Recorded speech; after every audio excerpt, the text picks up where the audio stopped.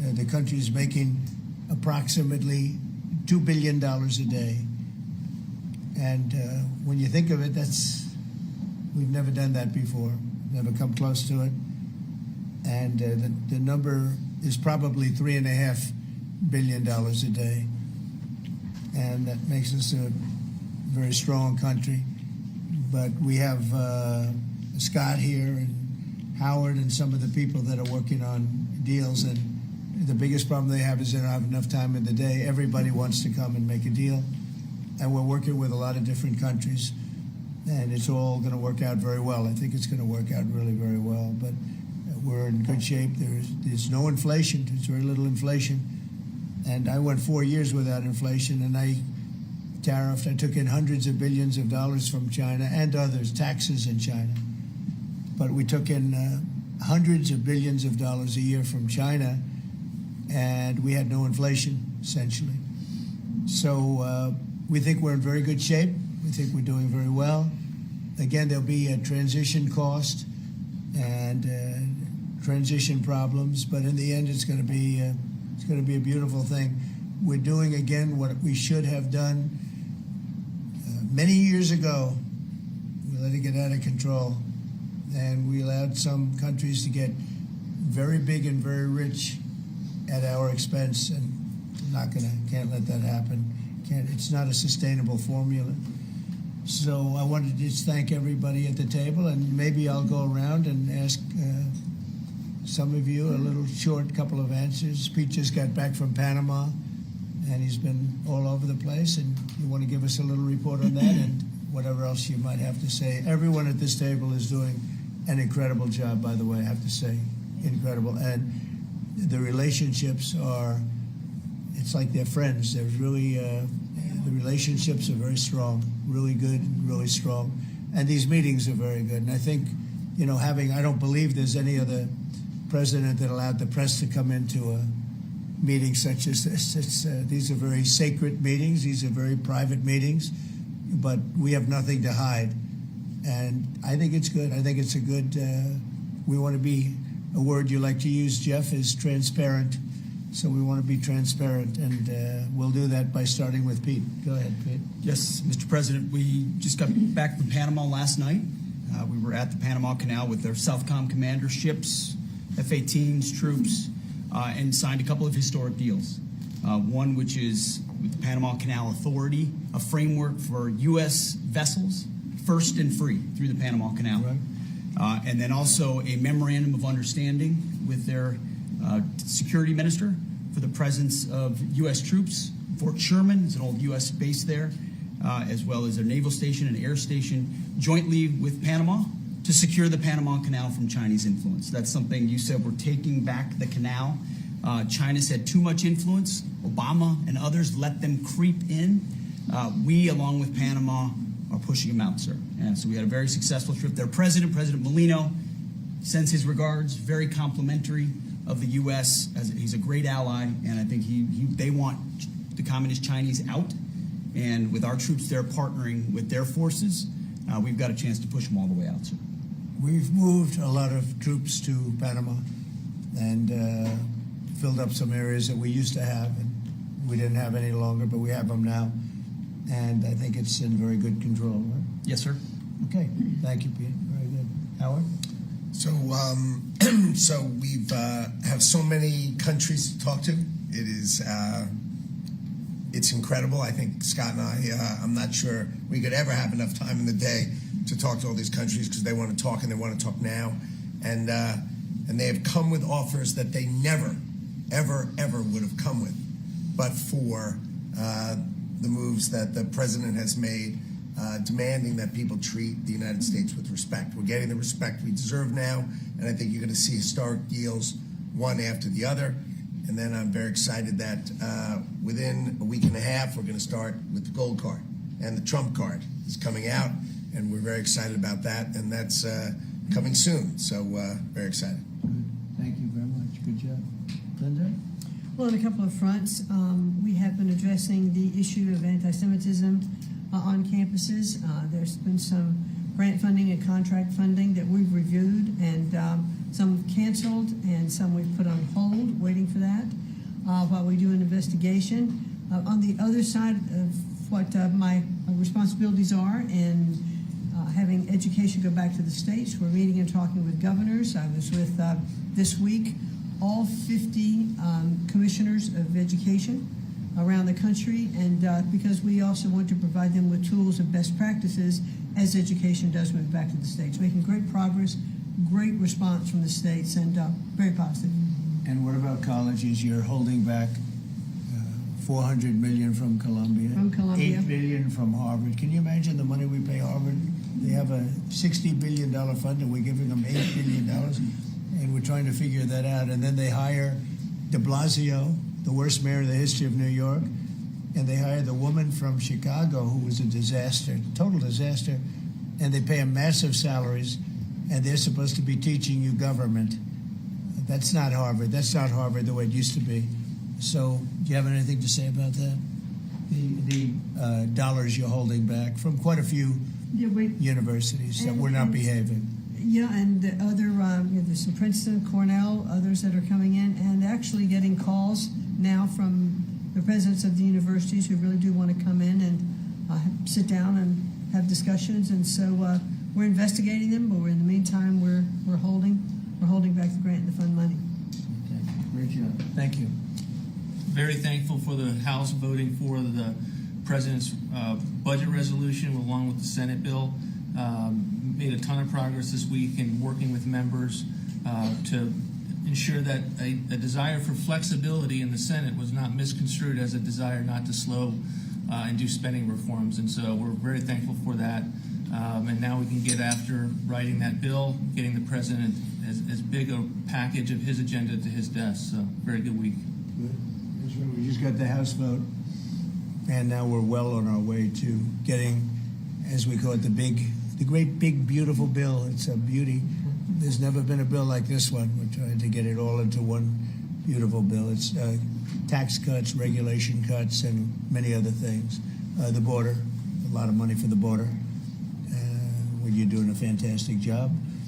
So, but we just got a report that we, as you know, you knew before us. Were you surprised we got the vote? Got the vote, and we're happy to get the vote. So, I think we're going to be in very good shape. Okay, please. Mr. President, last year, the Chinese received 1,700 orders for new ships. American shipyards received 5. Under your leadership, like so many other industries, we are going to revitalize and make shipbuilding and maritime great again with these blue-collar jobs. These are the cranes, the ports, opportunity zones, and drive that investment back in. And we have, under that executive order, and also one to streamline foreign military sales for people that want to buy our equipment, and, of course, acquisition reform, all just this week under your leadership, Mr. President. So we're going to be rebuilding our shipbuilding business. We may order, would have to go to Congress for this, but we may buy some ships from other countries that we're close to and that do great jobs with ships, but we're going to start the process of rebuilding. We don't really essentially build ships anymore, which is ridiculous. It's going to be a very big business for us in the not too distant future, but in the meantime, we have countries that do very well at building ships, and we'll be dealing with those countries, and we may be ordering top-of-the-line ships from those countries. And within a fairly short period of time, we'll be building our own ships. So we'll probably have to go to Congress for that, but we're not going to have a problem. Susie, thank you very much for the job you've done. Go ahead, please. I just want to make sure you know that this cabinet, I think, pretty uniquely collaborates and cooperates and works together to accomplish all that you've asked them to do, and I think they deserve a lot of credit for that. True. You're doing a great job. The chief of staff, doing a great job. Lee, go ahead. Mr. President, the Biden EPA was strangulating the economy. The Trump EPA understands it's not a binary choice. We can protect the environment and grow the economy. Working with Doge and Elon Musk, we've now canceled $22 billion worth of grants, and we have launched what is the largest deregulatory action in the history of the country, just in one agency. That's how much of a mess the Biden EPA left us. it is going to end up reducing the cost of living. It's going to create jobs. It's going to make it easier to purchase a car. It will be easier to heat your home. We're proud of this effort. The effort that we have is fulfilling the mandate that you earned from the American public. Clean air, land, and water for all Americans, unleashing energy dominance, permitting reform, advancing cooperative federalism, making America the AI capital of the world, and bringing back American auto jobs. When you called me that day asking for me to take this position, I was honored. And you were very specific and clear in what you wanted us to accomplish. We understand our mission, and at the Trump EPA, we're going to make you proud. Great job. You're doing a great job. And you have a lot of applications for approvals for power plants, which are going to really power the regular plants, and they're going to be right next to each other because we can't rely on our grid. It's old and it's tired, and it's very subject to being attacked, whether by rain or by bombs or by anything else. And we're letting people build their own power plants, and these are a lot of them being built with the AI and beyond the AI chips, and we're letting them build their own power, and never been done before. And we're going to get it done quickly and approved quickly as part of a plant. They'll have a sort of be their own power company, and it's very exciting. They couldn't believe it when I told them that. I said, we're going to get you the approvals very fast as part of your regular plant. You're going to build electric producing plants, and it's very exciting. And they're able to do it very quickly and very well, and you made it possible. Thank you. You have a lot of applications for some of the biggest plants that have ever been built in the world. These are serious plants, aren't they? Huh? Approved. We are open for business. Working with Secretary Burgum, Secretary Wright, we are going to make you proud. Sean? First off, Mr. President, it's Brooke's birthday today, so she keeps getting younger, so happy birthday to Brooke. Thank you. I want to thank you as well for the shipbuilding at EO. Again, to build ships, we also need mariners to sail those ships. I was just up at Kings Point for the Merchant Marine Academy a couple days ago, and we have some of the greatest young men and women who are learning how to be mechanical engineers, to rebuild and fix the engines on those ships, but also how to sail ships. I would tell you that over the past decades, this academy has become, it needs some love. It's been a little bit dilapidated. We have to invest in sailors, and I appreciate you taking the initiative. To be a global power, we have to build ships and have sailors to sail those ships. These are the very people that help Pete should we come into points of crisis to support the military. So thank you for that. Number two, the last administration announced 3,200 projects, big, beautiful roads and bridges. Most of them are good. But they announced them, they didn't sign a grant agreement. 3,200, so the money doesn't go out the door to build the infrastructure in the country. And it's fun to do an announcement. It's actually the harder work to put together these grant agreements. So we're doing the work right now at DOT to get these grant agreements done and build the projects. Most of them are good. And they also put in all of this green and social justice requirements on roads and bridges. We're pulling all that out and putting the money toward the infrastructure, not the social movement from the last administration. Good steel, right, as opposed to green paper mache. Okay, thanks. Great job. Sir, first, we are, I would say, more than friends. We've all become family, and I think that what you have assembled in your vision is a turning point and an inflection point in American history. And so just being a part of that is the greatest honor. So thank you for that. And again, just the relationships here and the honor and respect we have for each other is a reflection of you and your leadership. So I just wanted to say that first. The second thing I want to say is that on behalf of the farmers and ranchers, food security is national security. We have to be able to feed ourselves. And your idea of using tariffs along with deregulation and tax cuts, but your idea of using tariffs to ensure that we are putting forward and putting America first, no one understands that better than our farmers and our ranchers. But having said that, emerging from 4 years of Biden with a 30% increase in inputs for our farmers and ranchers, with an almost $50 billion trade deficit. When we left the first time, it was zero, meaning that they are hurting. So the period of uncertainty we're in, They know that your vision will move us into an age of prosperity for all Americans, but for my people, for the farmers and ranchers, unlike any they have seen before. And I think they are really, really excited and so grateful for your leadership. But also, you have never failed to say that you have the backs of our farmers and our ranchers. It was the first phone call that I had after I was voted with the Senate, and that message just resonates with almost an 85% support of you in the last election. They're with you. Interestingly, the biggest budget driver at the United States Department of Agriculture is not farming and ranching or agriculture, it's food stamps. And so as we emerge and embark, Secretary Kennedy and I, on your vision of making America healthy again, a massive part of that is realigning and reworking our food stamp program so that it better serves those who need it. And yeah, to the point of getting the transgender, DEI, Green New Deal out of the USDA and realigning is really important. So It's out of the thank military, you. right? Yes, sir. Is it 100% out, would you say? 99.9, sir. I'm going to get that last point Get the one out. rest of it out. But thank you, sir. We've got a much different military, I will tell you. Thanks very much. Good job. And eggs are down. Eggs are Big, down. right? Yes, Big. yes, sir. Wholesale prices. Retail will come. Easter is the Super Bowl for eggs. So, there may be a little fluctuation, but no, we feel really good about it. Thank you. That's what I hear. Thank you. Thank you.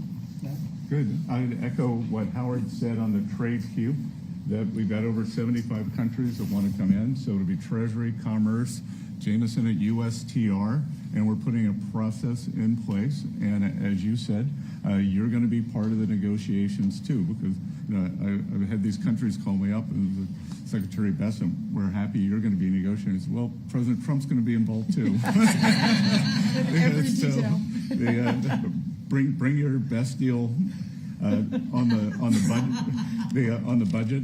It's moving quickly in the House and the Senate, thanks to your leadership. We're also going to have debt ceiling in there, so we're going to get an increase in the debt ceiling. And that will be the done and dusted for Part of the bill that we just got to vote on today. So. part of the bill. It'll be done and dusted for 2 years. We won't have to worry about that. And then I gave a speech yesterday to 1,400 small and community bankers, and they were so happy to hear from your administration.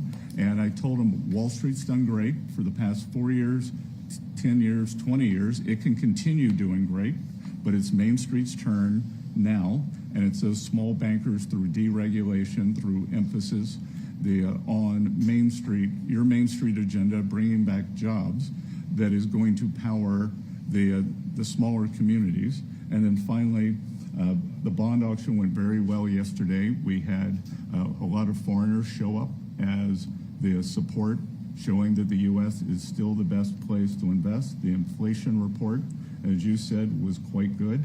And energy prices are down more than 20% since January 20th. Amazing. That's great. Good numbers. Great number. Thank you. Pam? President, we've had some great wins in the last few days. That you were overwhelmingly elected by the biggest majority. The U.S. Americans want you to be president because of your agenda, and the courts are ruling that you have the authority to determine how the money of this country will be spent. That's what the American citizens wanted, and that's what they're getting. An example of that Friday was the Department of Education, that you can determine how the money will be spent. No more DEI. And that impacts every agency across the board. On the civil side, again, NLRB, we had a big win in the Supreme Court there. OPM, a big win there. But also 16,000 workers there. But also on the criminal side, the Alien Enemies Act, we are winning there. And your directive to me was to keep America safe, and that's what we're doing. Whether it's the alien enemies, all of these gangs, and they are enemies of our country. They are terrorists. They are organized crime. They have come here. They are extremely organized. They are spread throughout our country, and they are creating terror. And no more under your directive. And that has stopped. Yesterday in South Florida, we charged the 11 defendants with $500 million of pure cocaine coming into our country to kill our kids. They were caught. They will be prosecuted to the fullest extent of the law. These gang members are going back to where they came, or they're going to an El Salvador prison. at your directive. And, you also gave us a directive to prosecute the people who are going after Tesla to the fullest extent of the law, some of the greatest police work I've seen. We've made 4 arrests. There will be no negotiations at your directive. They're all looking at 20 years in prison, and within the next 24 hours, you're going to be seeing another huge arrest on a Tesla dealership, President. And that person will be looking at least 20 years in prison with no negotiations. That's great. That will stop it cold. Domestic terrorism. Thanks. Doing a great job, too. Thank you very much. Lori, please. Mr. President, accountability matters. That's what we're recognizing. With our partners at the Department of Labor for Government Efficiency, just a few weeks ago, we realized there's about $4.4 billion in COVID funds that were not used, that the state coffers were just holding on to. Out of that, we've returned $1.4 billion back to the state treasury, so essentially to the American people, and we'll go back and claw the rest of those billions of dollars back.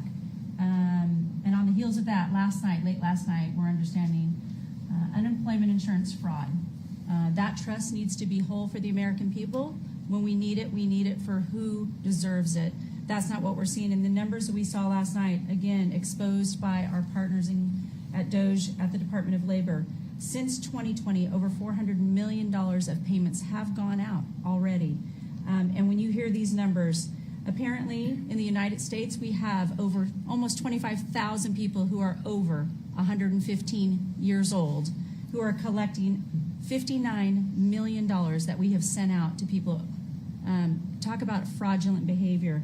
Mr. President, 28,000 people between 1 and 5 years old have collected fraudulent payments at the tune of $254 million has gone out.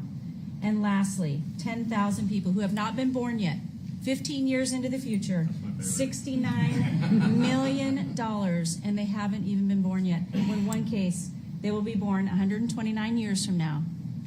The United States government sent them $41,000, and they're not born yet. So, under the Department of Labor, those are the things that we're uncovering. I couldn't be more honored to tell the American people that we're bringing back their dollars and we're saving them and returning them to the United States Treasury.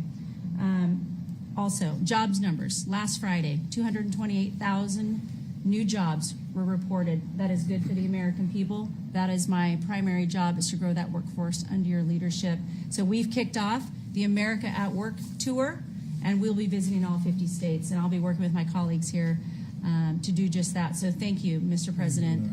We're going to grow this economy. We're going to keep our focus on the American worker. So you're finding tremendous fraud, though. Those numbers are really bad when you're Unheard of. over 115 years old. And I think you had mentioned the oldest person in our country is 114 years old. That's pretty good. A woman living in Pennsylvania, but apparently there's 24,000 more of them that are 115 or older. That we're I hope you hear giving that. to. So we have 24,000 older than the oldest person. Definitely did. That's, and what are we doing about that? How do we get that money back? Yeah, so we're working with our IGs to do that further investigation. The House and Senate, we had a 5-year statute of limitations. We've got an extension on that, another 5 years. And so the goal, in my opinion, we should never have a statute of limitations to return the American dollars back to the Treasury when there's fraud. But at this point, we will continue to work hard and double down and return those dollars to the Treasury. Great. Thank you. Thank you. Great job. Christy? Well, Mr. President, thank you for your leadership at the border. For the second month in a row, you have broken the record in the history of the nation for the lowest number of encounters at the border, which is absolutely remarkable. You have said that America's laws matter and that they'll be enforced, and we're hard at work now to get people to go back home that are here illegally. So the Alien Registration Act has been in place long enough now that those individuals that are here illegally, if they haven't registered, then they can be charged criminally, and they can face fines up to $1,000 a day and face deportation if they don't go home, and they'll never get the chance to come back to America. So we're encouraging people to use the CBP Home app to register, and we're working on the resources and funding to buy them a plane ticket to send them home. I went to El Salvador, Colombia, and Mexico, and those countries and others are thinking about setting up programs to support these individuals when they get back to their countries. So when they get there, they'll have housing and food assistance, and so making sure that these folks have the opportunity to go home so that they can get the chance to come back to America is important. And So it's a very big self-deport operation that we're starting. thousands of people have already Yeah. self-deported. Well, we're just going to, when you have 21 million people that need to go home because they're here breaking our laws, then we need to facilitate that. And I've been working with the governors a lot lately on several different issues. One of them has been on FEMA for recommendations on how to do exactly what you've directed us to do. And then also I sent a letter and communicated with them that they need to be setting up a SCIF.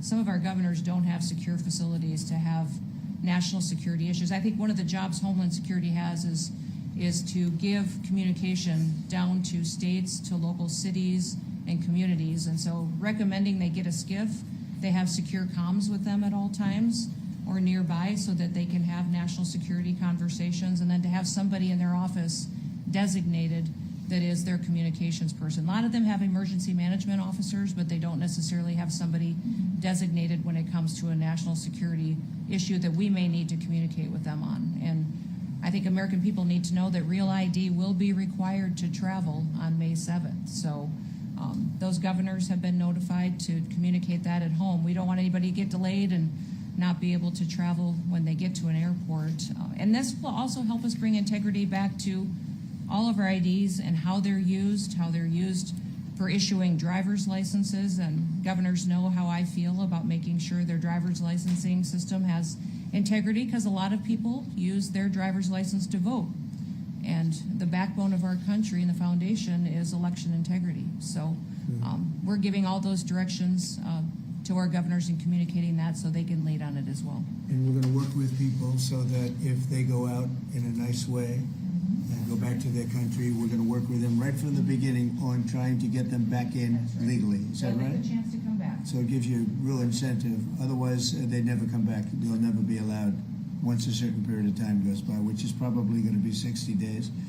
We're also going to work with farmers that if they have strong recommendations for their farms for certain people, we're going to let them stay in for a while and work with the farmers and then come back and go through a process, a legal process. But we have to take care of our farmers and hotels and various places where where they need the people. And we're going to be working with you very carefully on that. So a farmer will come in with a letter concerning certain people saying they're great, they're working hard. We're going to slow it down a little bit for them. And then we're going to ultimately bring them back. They'll go out, they're going to come back as legal workers. Okay? Yes, sir. Thank you. Which I think will be, I think it's very important to do. Okay, thank you very much. Great job. Jameson, I watched you testify for the last Yeah, he did. couple of days. You're on every night at 3 o'clock in the morning. And you did great. You were fantastic. Thank you very much. It's just what I like to do for fun, sir. You've been keeping us very busy. Last week, you started a reordering of international trade, something that hasn't happened for 80 years, something that should have happened decades ago. And you know that. You've known that for a long time. That's why you have us all working on this. You came into an emergency situation where President Biden left us with a $1.2 trillion trade deficit. It's the largest of any country in human history, the largest. So you declared an emergency, you took I would say action. the largest in history, right? In history. There's never been anything like what he left us. He left us a mess. His whole administration was a mess. So go ahead. So you declared an emergency, you imposed a trade action, so now you have a tariff on the world, it promotes U.S. manufacturing, it protects U.S. workers, and you've also given room for negotiation during this time so we can open export markets for our farmers and other producers and American workers. And this is why the unions vote for you, this is why the workers vote for you, this is why the families want you to be the president, because you're standing up for American workers and American communities. We've had countries come in over the past couple of weeks that represent more than half of global domestic GDP, more than half.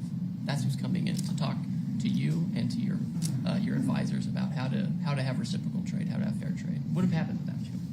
Thank you very much. Great job. Lovely lot.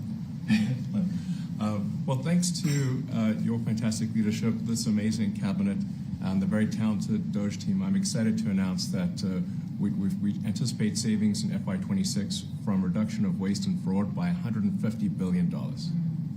And I mean, and some of it is just absurd. Like people getting unemployment insurance who haven't been born yet. I mean, I think anyone can appreciate whether. I mean, come on, that's just crazy. You know, some of these things. People ask me like, well, how are you going to find ways forward in the government? I'm like, well, actually, just go in any direction. That's how you find it. It's very common. it's as the military would say, target-rich environment. So I think we're doing a lot of good in excellent collaboration with the cabinet to achieve these savings, and it will actually result in better services for the American people, and that we're going to be spending their tax dollars in a way that is sensible and fair and good.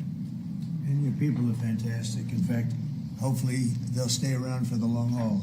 We'd like to keep as many as we can. They're great, smart, sharp, right? Finding things that nobody would have thought of. Very computer savvy. Yeah. We're working with hard to get the Trump Gold Card operational, hopefully in the next week or so. That'll be very exciting. It's Really exciting. It's a pathway to citizenship into the United States. It's a big deal. Yep, it's a big deal. Thank you very much. Great job you're doing. Thank you, sir. Thanks to your leadership and setting the mandate of transparency and accountability across the U.S. government. I'm bringing that transparency and accountability to the intelligence community, first and foremost, to make sure that you and your cabinet have that real-time, relevant, apolitical, objective intelligence to best inform whether it's negotiations for peace, negotiations around tariffs, the great work that you are leading around the cabinet today. Secondly, working with Department of Homeland Security and the FBI to increase our information sharing to achieve your goal of countering the narcotic trafficking and our ability to go after cartels now designated as foreign terrorists. I met with the National Sheriff's Association this week, being able to work to make sure that the information that they are getting on the ground, that local law enforcement is getting on the ground, is being fed back up through to our National Counterterrorism Center, and that we have all of the federal agencies, state and local law enforcement, all on the same page as we are working to make our country safe again.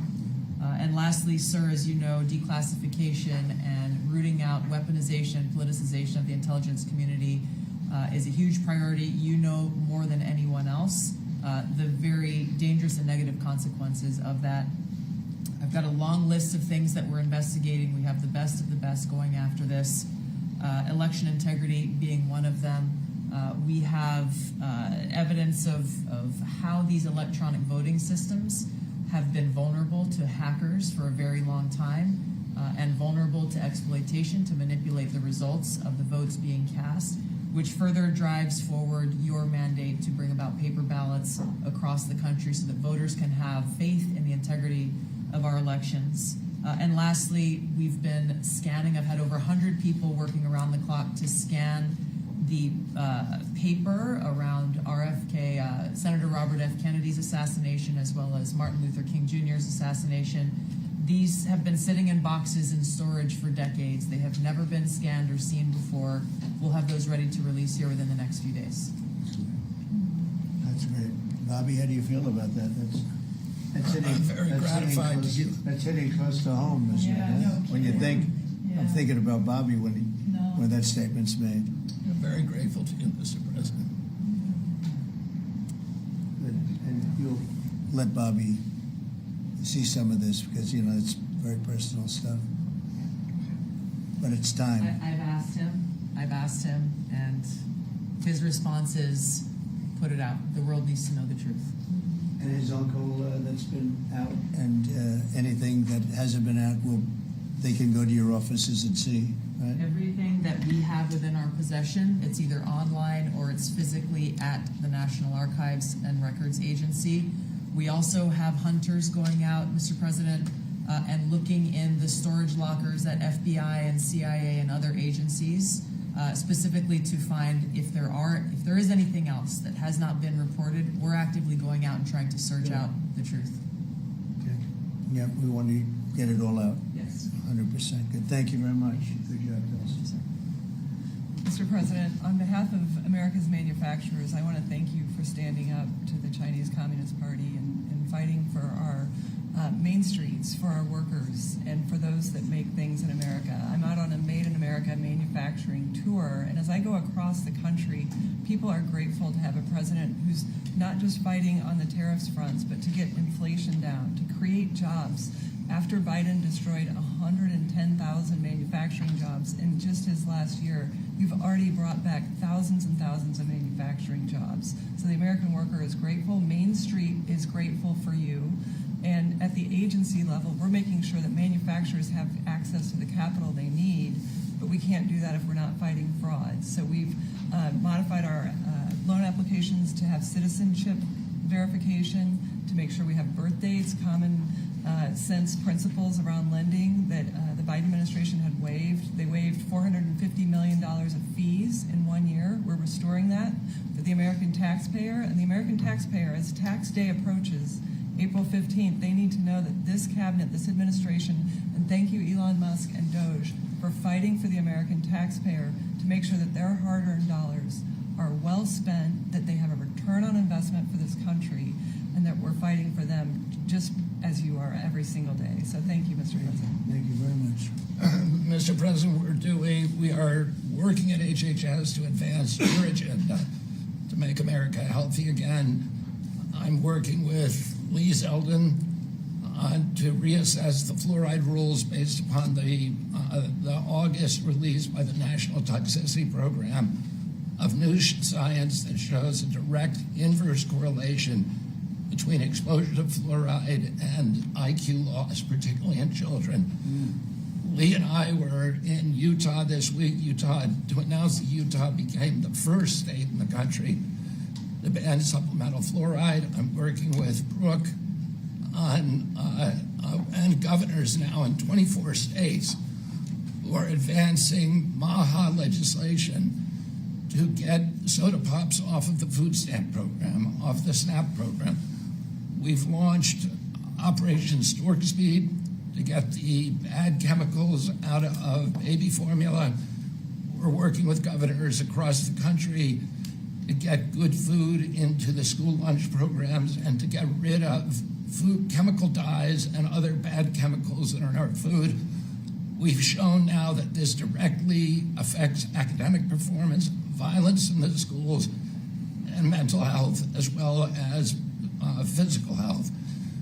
We are working with governors across the country to get cell-to-cell or bell-to-bell legislation to restrict the use of cell phones in schools, which again dramatically impacts academic performance. Today we announced a dramatic reduction in animal testing at NIH and FDA. We're going to switch over to AI, which we've now found is much more precise in identifying the impacts of toxics in various products.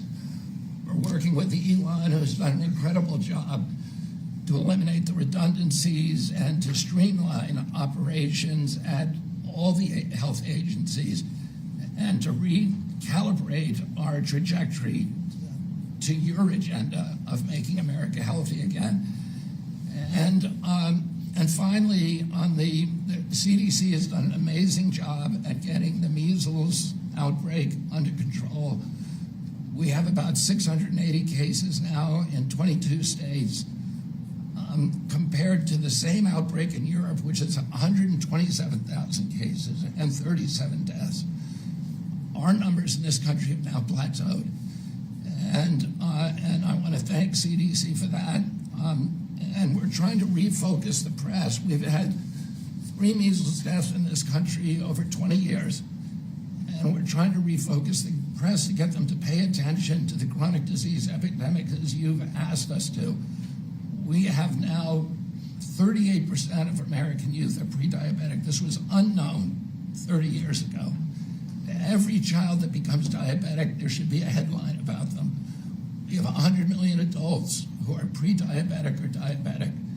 And we have, we have now, the autism rates have gone from now most recent numbers we think are going to be about 1 in 31, 1 in 12, so they're going up again. from 1 in 10,000 when I was a kid. And we are going, at your direction, we are going to know by September. We've launched a massive testing and research effort that's going to involve hundreds of scientists from around the world. By September, we will know what has caused the autism epidemic, and we'll be able to eliminate those exposures. So big. Think of that. So it was 1 in 10,000 children had autism, and now it's 1 in 31. Not 31,000, 31. That's a horrible statistic, isn't it? And there's got to be something artificial out there that's doing this. So you think you're going to have a pretty good idea, huh? We will know by September. There will be no bigger news conference than that. So that's it. If you can come up with that answer where you stop taking something, you stop eating something, or maybe it's a shot, but something's causing it. It can't be from 10,000 to. Can you imagine that, Marco? That's a big number. Thank you very much. You're doing great. Thank you, Bobby. Please. Well, Mr. President, one of your primary administration goals is to make sure that we unleash American energy, and of course the strategy behind that is when we do that, it helps make it more affordable for all Americans. Energy isn't just industry, it is the foundation of every other industry, whether it's food, manufacturing, clothing, transportation. And then also when we've got the ability to generate and not just be energy independent but energy dominant, then we have the opportunity to sell energy to our friends and allies versus them buy it from our adversaries. And our adversaries were funding terrorism and conflicts against our allies by their oil and gas sales that were going through a Swiss cheese set of sanctions. So with your creation of the National Energy Dominance Council, over half the people at this table serve on that. Everyone has been engaged, whether it's interactions with negotiations with other countries, with putting sanctions in place that actually work, with cutting deregulation, working on biofuels, building infrastructure for transportation. There's a whole range of things that are being tackled. But when the outcome of all that is that the Biden administration was restricting supply, you're increasing supply. When you increase supply, then prices start to come down. And we have a huge opportunity to do this. Just in interior alone, there's 500 million acres of surface, 700 million acres of subsurface, and 2.5 billion acres of offshore. And the Biden administration was trying to restrict this so that you couldn't get a timber lease, you couldn't cut a tree, you couldn't graze a cow, you couldn't develop oil and gas minerals, and you couldn't develop the critical minerals we need for our technology, for our defense industries, and to be able to help us win the AI arms race against China.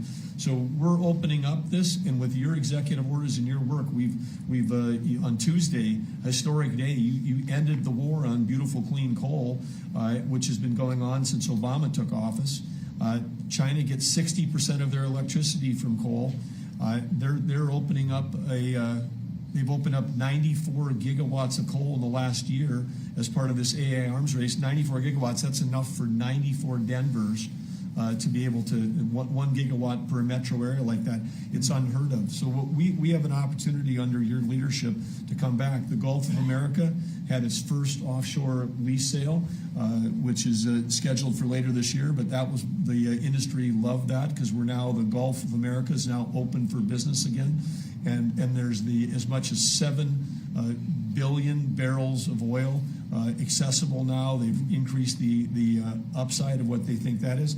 On the coal front, the estimate is the financial value of the coal in America is $8 trillion. That was an asset on the balance sheet that we've now being put back on again. And of course, in Alaska, with your separate executive orders to unleash Alaska energy between ANWR, the North Slope, the Strategic Petroleum Reserve Alaska, all of those, we've reversed Biden decision. Those are all open for business again. And all of this is leading to the investment coming to America. The smart money is coming to the U.S. That's why we've got trillions of dollars of investment that are showing up at the door because they know if they're going to do manufacturing here, there's going to be energy to power their plants. And so, again, thank you for your leadership and thank you for everything you're doing. Very good. Thank you. Marco? Well, Well, Mr. President, one of the most important things I believe you'll achieve in your presidency is reordering the world in a proper way. For 31 years, more than 31 years now, multiple administrations have allowed the Chinese to deindustrialize this country, to take away jobs and factories and the pillars of our national strength. And what you're doing now, I think, is a great service to our country, but ultimately to the world. And I want to congratulate you and your team that's working on that, because that has extraordinary geopolitical implications, as you see, from all these other countries that are now coming here and wanting to join something that actually makes it's crazy to allow these. I mean, basically, we lived in a world where Chinese companies can do whatever they want in America, but our companies cannot do anything over there unless they allow it, and even then they steal our stuff and reverse engineer it. So just reordering all of that has dramatic implications on peace and security of the world. So we thank you. An important meeting, thanks to you, is going to happen on Saturday for the first time in a long time. There'll be direct talks between Ambassador Woodcock and a top-level leader in Iran. We hope that'll lead to peace. We've been very clear what Iran is never going to have is a nuclear weapon, and I think that's what led to this meeting, and we'll wait for him to come back from it, and we're hopeful about that. I would also say that we are receiving, and I think the Department of Homeland Security can confirm this, historic cooperation from countries all over the world. Number one, in taking back their citizens. Every country in the world has to take back people that are illegally in another country. And we have countries that refuse to do it or will kind of ignore our calls. All of them are doing it. The ones that are not are paying a price. And we've also found cooperation in other countries that are willing to take some of these people, some very dangerous criminals. I know the president of El Salvador will be here next week, has really been a good friend of the United States in that regard. These are some of the worst people you'll ever encounter. And Pam knows this, and Christy knows this from the work they're doing. And one last point I want to make, Mr. President, and again, it's under your leadership, it's actually under your executive order. If you come to this country as a student, we expect you to go to class and study and get a degree. If you come here to vandalize a library, take over a campus, and do all kinds of crazy things, we're going to get rid of these people, and we're going to continue to do it. So when we identify lunatics like these, we take away their student visa. No one's entitled to a student visa. The press covers student visas like there's some sort of birthright. No, a student visa is like me inviting you into my home. If you come into my home and put all kinds of crap on my couch, I'm going to kick you out of my house. And so, that's what we're doing with our country, thanks to the president. And last but not least, very important development this week, but both Pam and I were very excited. The finest higher education institution in the United States, University of Florida, is also now the national champions in basketball, and we hope you'll host them here soon, Mr. President. Go Gators. They're coming. Good for the SEC. They're coming, guys. Congratulations. Well, thank you very much. You're really doing a great job. We appreciate it. Any question? Mr. President, can you give us a reaction to today's stock market drop, and also give us a sense of the next steps with China? Well, I haven't seen it because I've been here for 2.5 hours, so I'll be seeing it. I think Scott went out. Scott, you want to have a statement on that? Sure. Look, the up 2, down 1 is not a bad ratio, or up 10, down 5. And I think, as we have talked about, as we go through the queue and settle with these countries who are going to bring us their best offers, we will end up in a place of great certainty over the next 90 days on tariffs. But we had very good inflation numbers today. Oil's down. We had a successful bond market, so I don't see anything unusual today. And next steps for China, sir? Well, we'll see what happens with China. We would love to be able to work a deal. They've really taken advantage of our country for a long period of time. They've ripped us off beyond nobody. How people stood for it, sitting in my position, is not even believable. And we're talking about many presidents, not just a couple. But they did, and all we're doing is putting it back in shape. We're resetting the table. And I'm sure that we'll be able to get along very well. I have great respect for President Xi. He's been, in a true sense, he's been a friend of mine for a long period of time. And I think that we'll end up working out something that's very good for both countries. I look forward to it. Mr. President, China retaliated today by reducing the number of American films that can be shown there. What's your reaction to them now targeting cultural exports from the United States? I think I've heard of worse things.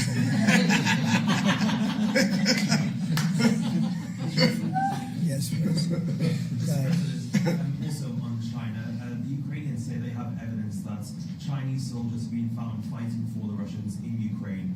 Can the U.S. verify this? And if so, what does the U.S. plan on doing to China to combat that? We'll look into it, but I think beyond that, we're really looking to get that war stopped. They're losing 2,500 and even more than that young people a week.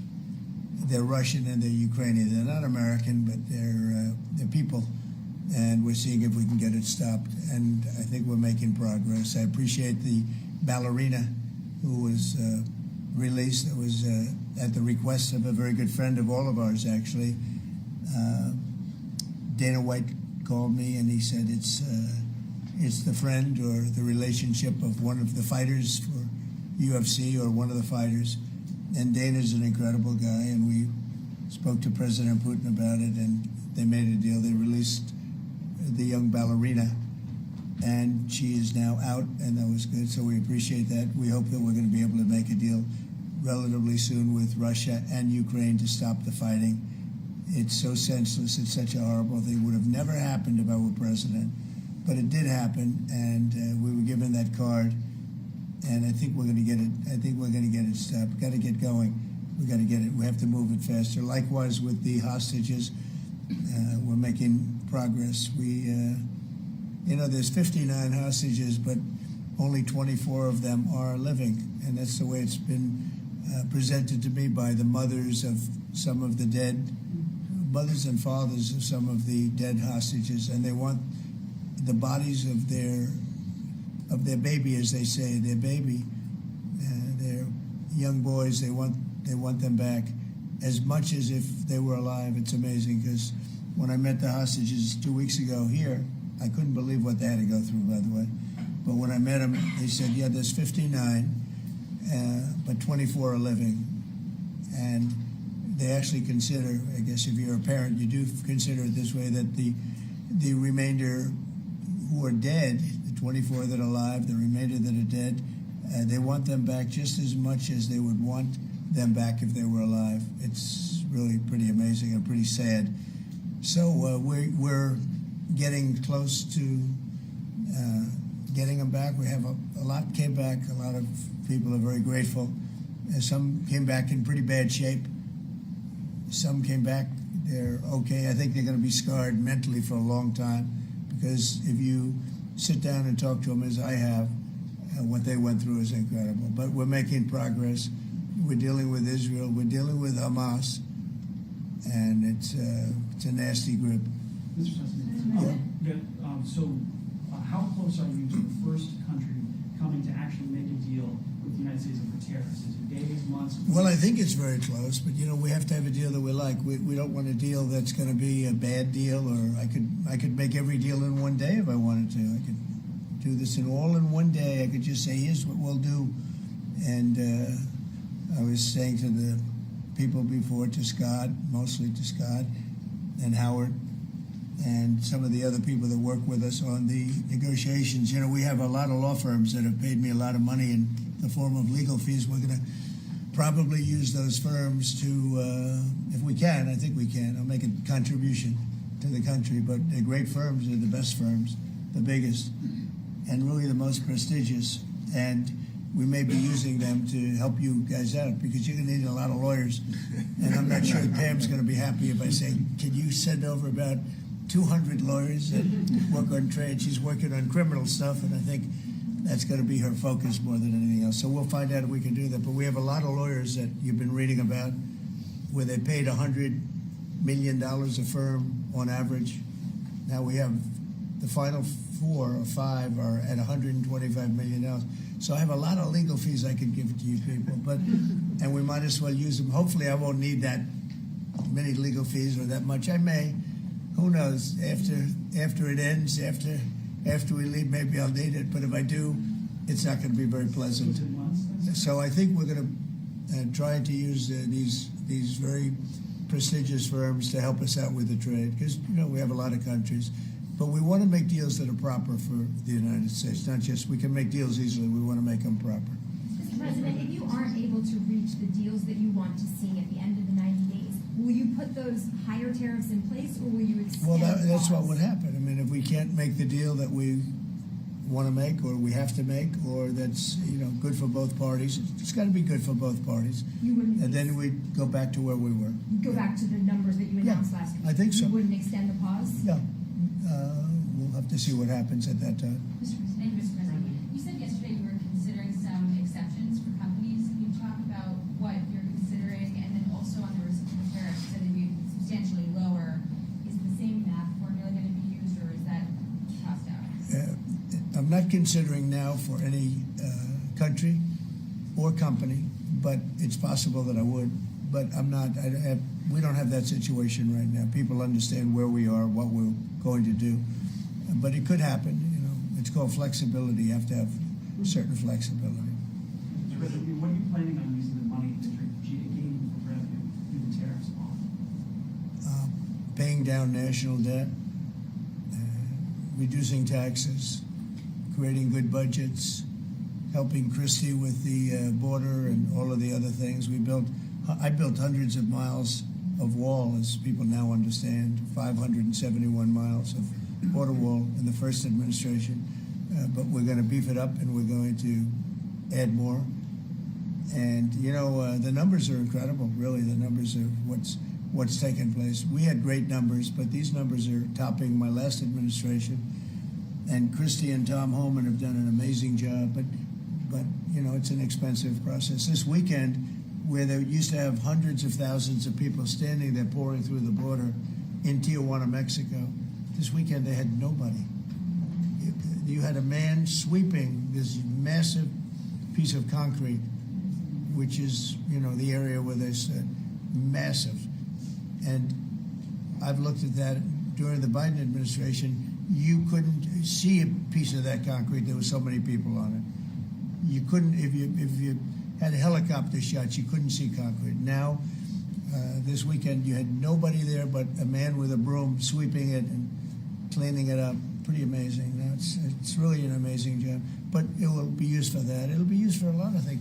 It'll be used by the Department of Justice for doing a great job. Pam is doing a fantastic job. So it's going to be used for a lot of different things. Mr. President, on a 10% tariff, is that a basement? Is that the It's a floor? baseline. Can countries negotiate that to bring that It depends down? on what they're adding. Some countries we have massive deficits with, or they have big surpluses with us, and others it's not that way. So it depends. That's why it's really they're all different. Every country is different. Some have certain advantages that others don't have, and certain things. We have some. China has a surplus of $1 trillion. I mean, the numbers are crazy, and others have basically no surpluses. We have some that are pretty even, but they hurt us in other ways, and we just want to get that taken care of. So everyone is a little bit different. So, do you negotiate with the EU as one bloc or individual nations for the tariffs? We're looking at it as one block. They've been very tough, but they were very smart. They were ready to announce retaliation, and then they heard about what we did with respect to China and others, but China, and they said, we're going to hold back a little bit. They decided to hold back. I thought they were very smart. Look, the EU is very smart, but they really have taken advantage of the United States. They were formed for the purpose of taking advantage of the United States, and I don't blame them, and I don't blame China. I don't blame anybody. I blame the people that were sitting at that desk in that other beautiful Oval Office for allowing it to happen. Many presidents I blame. They should have never allowed it to happen. And I'm doing something that a lot of them wouldn't want to do. But I'm here, I do those things, and we're going to make this country great again. We were taken advantage of by almost everybody. I sat back in the last administration. I would actually read them. I don't have to read them now. I know them so well. I would read some of these documents that were signed, deals, and I said, who would do a deal like this? Who would do it? You've seen it, Elon. Yeah. I'd look at deals where it's so one-sided. Even we have a deal with Japan, and we get along great with Japan, and we had the Prime Minister here. He was fantastic. As you know, Abe was great. Shinzo was great. He was a good friend of mine, unfortunately no longer with us. But we defend them, but they don't have to defend us. I said, that doesn't sound too good. But we have a deal. We're a defense deal. We pay hundreds of billions of dollars to defend them. But if for any reason, in other words, we pay all the money. They don't pay anything. But if we're ever attacked, they don't have to do a thing to protect us. I said, oh, that sounds like a wonderful deal. So that's just one out of thousands. And I just wonder who did this. And it's people that either hate our country or didn't care, an expression that you use. I think it's really a lot of them didn't care. It's just hard to believe how bad they are. Now, that's a little bit of a defensive deal, but I'm talking about trade deals, the same thing. They're so bad, you would say, how come? And even when I'd renegotiate, like, I'd go to a country, they'd give me everything I asked for. I said, why didn't somebody ask for it, like, originally? They give me everything. I think when they were negotiating, they didn't care, or they didn't ask, or they were shy, or they were very stupid, or they hate our country. Yeah, go ahead, Jeff. You were speaking about Japan. Can you clarify what your vision is for U.S. Steel? You referenced it yesterday. Yeah. There's some questions about what you actually want to see. Sure. Look, U.S. Steel is going to do very well now because of tariffs, and I don't know why they even need a deal. But the only thing is, U.S. Steel, if you go back 80 or 90 years, that was a behemoth in this. That was our biggest, most. If we were around, we would have been very proud of it. Today, we have different types of companies that are big. Google, it's not the same as U.S. Steel, and I love Google, and I got to like the people that run it. They're very capable people. They didn't like me so much in the first administration, but they like me a lot now. I don't know what happened, but I like them. But I think they would be the first to admit when I envisioned. You look at some of those steel factories from 90 years ago. It was a different kind of a country, but they were miles long. Today you see just empty hulks. Those hulks are going to be filled up very soon because of what I'm doing with tariffs. It was a different kind of a thing.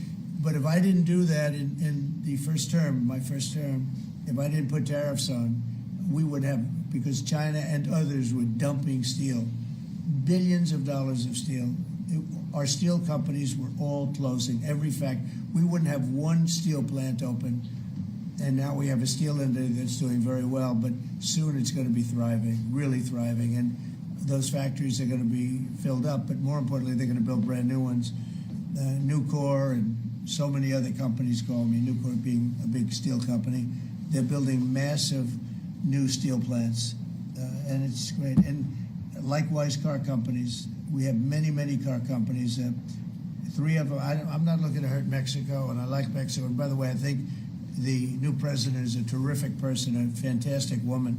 We've had many conversations. She's a very elegant, just a fantastic person.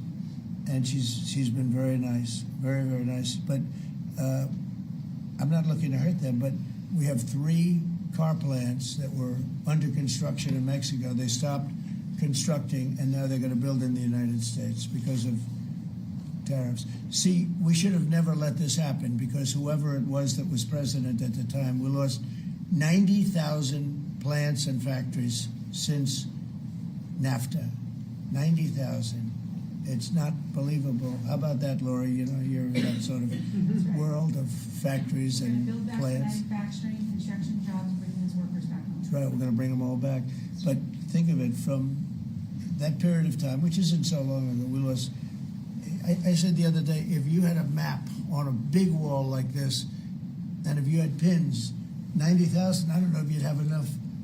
I don't think you'd have enough room on the map to put the pins. 90,000 factories that we've lost since NAFTA. And it's not even, and about 6 million jobs. Really, I think probably a lot more than that, but they say 6 million jobs. We're going to bring many of that back. I think we're going to bring more than all of it back. We're going to be better and stronger than ever before. But if a president, when they were leaving, said, look, you can leave, but if you're going to build a factory someplace else, and you think you're going to come and sell your steel or your car or any product that you make, your pharmaceuticals, which we're going to do, we're going to get them all back. But if you think you're going to all they had to do is say this, and they wouldn't have left. I said it. the other day, I said it with respect to, I made a speech a year ago, and I told them if I win, we're going to charge a big tariff at the border. And people were thinking about building in Mexico a car plant. And I said, we're going to have a big tariff. So if you want to build a car, you're going to have to pay 25% more than the cost of that car. You're going to have to pay 25% tariff at the border. They would have never left. They could have kept everybody. If a president said, if you leave this country, you leave Michigan, you leave Detroit, you leave anybody, any of our states, because to me they're all the same. I love them all. I love them all, and I probably won them all. But they say I won most of them. But I think I won them all. But that's okay. But all you had to say if you were the president is, if you leave and you think you're going to now fire all those workers, leave all that, everything behind, and you're going to build in another country and sell it no, you're not going to. You're going to pay 50% or 100% tariff. They would have never left. And all you had to say, Marco, all you had to say very simply is, you don't have to write it down. All you have to do is say it verbally. If you leave, you're going to pay 100% tariff. Therefore, don't leave. They would have never left. But they left 90,000 plants. I mean, it's hard to believe that many. It's not, you can't envision it. So just getting back to your, because I'm the great weaver of all time. To weave, you have to be a genius. To go on tangents, anybody can do that. But we'll get back to your original U.S. Steel. U.S. Steel is a big name in this country. It's Babe Ruth is a big name. We have a lot of big names, but not too many. U.S. Steel is one of the great names in the history of our country. And normally I wouldn't mind so much. I wouldn't be thrilled with it. But to buy for a foreign country, and we love Japan, but for a foreign country to buy that cherished U.S. Steel brand, that's hard for me to do. I mean, somebody else may want it. The company Nippon that's involved with it is a big, powerful company who do a good job. But why can't they just build a plant themselves? I mean, why do they have to, take U.S. Steel? So as you know, I rejected the deal. Now they've come back in a different form. They're coming back as an investor. And I feel better about that, I guess. But, I know them very well. I know the thinking. It's the investor. They'll invest, and somebody else maybe is sitting in this chair, and they will no longer have an investment. They'll have the whole thing. That's the way it works. They're very smart. They're very, very smart people. We're dealing with very smart people throughout the world. Great geniuses, actually. Look what they've done to our country. And again, I don't blame China. I don't blame anybody. If I could have done it, if I were in that position, I'd have great respect. I have great respect for the people. They ripped off the United States, and all we had to do, have a president that knew what the hell was going on. And none of those countries would have left. Those companies, none of them would have left. So that's a little lesson in basic business. And it's really basic business. It's not complicated business. It's very basic business. And we'd have every one of those car plants going just the way they were 30 years ago. None of them would have left. But now they're coming back. Mr. President, the Labor Department has confirmed that $400 million went to fake people for unemployment benefits. Yeah. That's sort of your initial reaction. I think it's terrible. I just heard it from Lori, and I appreciate it, and you heard it from Elon's people, right? That's right. Elon's done a fantastic job. Look, he's sitting here, and I don't care. I don't need Elon for anything other than I happen to like him. But I'm telling you, this guy did a fantastic job. I don't need his car. I actually bought one because, and they said, "Oh, did you get a bargain?" No. I said, "Give me the top price." I paid a lot of money for that car. But honestly, he makes a great car. You know what I do with it? I let the people in the office drive around in it. Margot, Natalie, they're all, Chamberlain, they're all driving around the most beautiful car. It's gorgeous. But I did that as a sign of, just a show of support. Numerous people have done that. Just a show of support. Because, he's done a fantastic job, but he hasn't been treated properly. Hasn't been treated properly. Yeah. Mr. President, can you talk to us about your communications with China? Has President Xi reached out at all since the tariffs? Well, I don't want to say who's reached out. I just say that I I think it's going to work out, hopefully well. They're very big. It's hard to get over, if you're me, what they've done to our country. They've destroyed our economic base to a large extent. The good news is we're very vibrant, and we're going to get it back fast. We already have. Look, we're making $2 billion a day now, and during Biden, we were losing $3 billion a day. Biden was a disaster. He was the worst president in the history of our country. And you know, to me, worse than that, because the money you can make if you have the right guy in this position, worse than that was what they did on the border. By allowing the jails of the world, not South America, all over the world, to be opened up so that we take everybody from Africa, Asia, South America, Europe, the bad ones. They opened up their jails and they dumped them in the United States. And now this beautiful young woman who seems to be, boy, she loves what she does, though. I think she loves what she does because she's a patriot. She hates to see it. And Tom and all the people. But for us to spend, hundreds of billions of dollars, this is just, I don't know. They either hated the country. Who would do this? Who would want millions of people to pour through an open border? We have no idea who the hell they are. And just walk right through. And half of them, whether you like it or not, you could look at them and you could say, they are not going to help us. These are some rough people. But they'd empty out their jails, and they'd empty out their mental institutions, insane asylums, and they'd let them into the United States of America. And inflation we can fix, and all of the other things we can fix. We'll get it going. But this is something, it's such a horrible thing, and it's really hard. We have to do deportations. Now we're doing self-deportation. We're coming up with all sorts of ideas. And they must have known it's not going to work out well. And, we want people to come into our country, by the way. We need them badly for the jobs. But we want them to come in legally. They have to come in legally. They have to show that they can love our country. Thank you very much, everybody. Thank you. Thank you very much.